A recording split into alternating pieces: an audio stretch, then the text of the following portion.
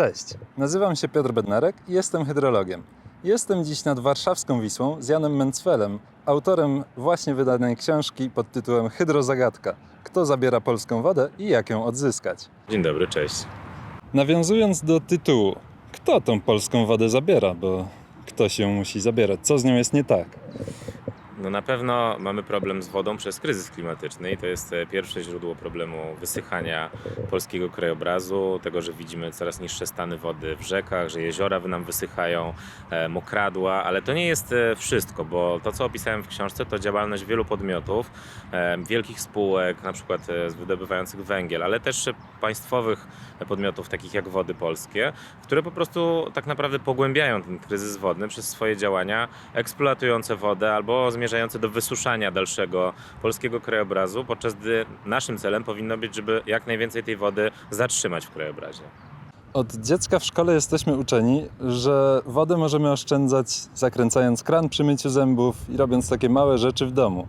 Tymczasem rzeczywistość jest chyba nieco inna i bardziej skomplikowana.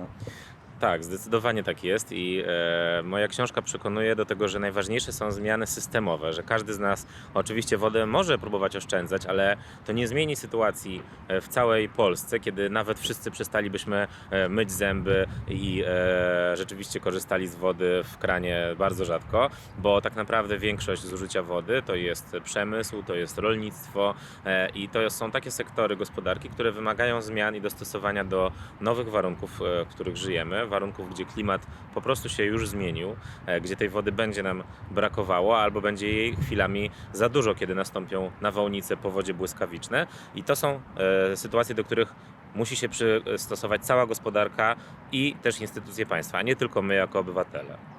Na potrzeby przygotowania książki objechałem wiele miejsc w Polsce, które są dotknięte kryzysem wodnym i rozmawiałem z mieszkańcami tych miejsc, ale też z naukowcami, którzy badają przyczyny tego, na przykład dlaczego wysychają jeziora albo rzeki i co się okazało, w wielu miejscach jest to spowodowane działalnością na przykład konkretnych zakładów, górniczych przede wszystkim, które wydobywają węgiel i w ten sposób eksploatując też obniżają poziomy wód gruntowych. Takim przykładem jest okolice Konina, gdzie działają wielkie kopalnie odkrywkowe i tam jeziora po prostu zaczęły dramatycznie wysychać. Okazało się, że jest to wina właśnie wydobywania węgla i taka historia, która mogła się wydarzyć, to zagrożone było nawet jezioro Gopło, słynne jezioro, które chyba każdy w Polsce o nim słyszał, bo jest legendarną kolebką Piastów.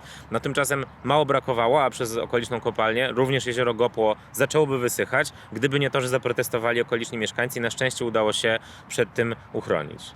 Jesteśmy nad warszawską Wisłą, gdzie chyba wszyscy mieszkańcy już pokochali to, że jest częściowo dzika, że mamy prawy brzeg nieuregulowany, ale nie każdy wie, że to wcale nie jest tak, że tak ma zostać.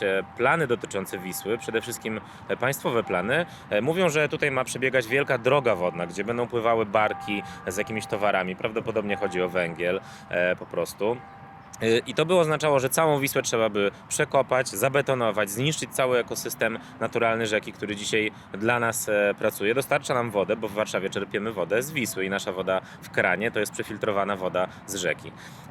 To są rzeczy, które mogą się wydarzyć i jeżeli my nie zaprotestujemy, nie będziemy mieli świadomości tego, jakie są plany wobec naszych rzek, no to być może one zostaną po cichu przeprowadzone i zorientujemy się, że nagle budują nam w okolicy kolejną tamę, betonują nam naszą dziką rzekę i będzie za późno, żeby coś z tym zrobić. Skoro rozmawiamy już o Wiśle, to opowiedz jeszcze o planach powołania Parku Narodowego Doliny Wisły. W latach 90., kiedy Wisła była chyba najbardziej zanieczyszczona, na początku lat 90., przyrodnicy zaczęli mówić o potrzebie ochrony rzeki. I powstała koncepcja, żeby Wisła stała się parkiem narodowym. Szczególnie właśnie na odcinku środkowej Wisły, czyli tym przebiegającym przez Warszawę, gdzie Wisła jest naprawdę niezwykle cenna i na dużym swoich częściach zachowała naprawdę naturalny charakter, jako niemalże jedyna wielka rzeka w całej Europie. Kiedy mówimy o Wiśle i myślimy o na przykład ekosystemie rzeki, to musimy wiedzieć, że takie plaże, wyspy, łachy, to wszystko jest absolutnie unikatowe, bo takie wielkie rzeki w Europie, które zostały uregulowane, już dawno zatraciły właśnie ten charakter dzikiej, naturalnej, meandrującej, tworzącej wyspy i łachy rzeki. Gdyby powołać na Wiśle Park Narodowy, to mielibyśmy pewność, że nie zostanie ona zniszczona, nie zostanie zabetonowana i kolejne pokolenia będą mogły się cieszyć dziką, wielką rzeką, będą mogły podziwiać piaszczyste plaże, łachy, wyspy, też lasy łęgowe, które porastają brzegi Wisły i że to wszystko zostanie zachowane. Jest to, myślę, że piękna idea, która jest naszym zadaniem, żeby do tego kiedyś doprowadzić, żeby po prostu Wisła była parkiem narodowym, tak naprawdę najlepiej cała rzeka. Dziękuję więc za rozmowę i zachęcam do przeczytania książki. Sam z pewnością po nią sięgnę.